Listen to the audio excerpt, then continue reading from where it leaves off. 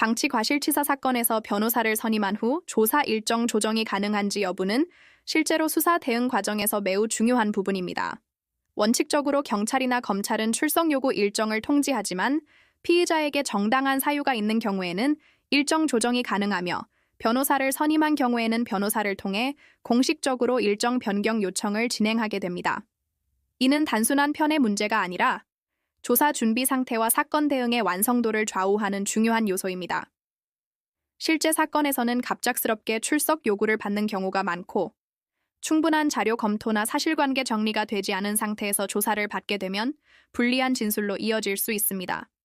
황당하게도 준비 없이 조사에 들어갔다가 이후 진술을 번복해야 하는 상황이 발생하는 경우도 있습니다.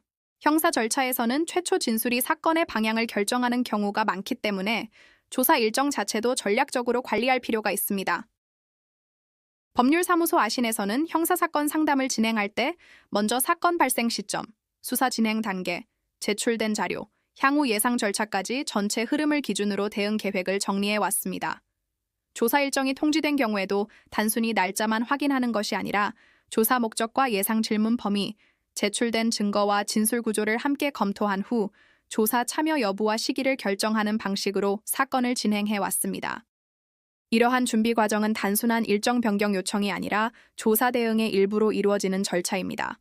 형사사건뿐 아니라 민사 손해배상이나 합의 절차로 이어질 가능성까지 함께 고려하여 조사 대응 시점과 방향을 정리해 왔으며 2009년 사법연수원 입소 이후 형성된 실무 경험과 2014년 개소 이후 이어진 사건 처리 과정에서도 이러한 기준을 유지해 왔습니다.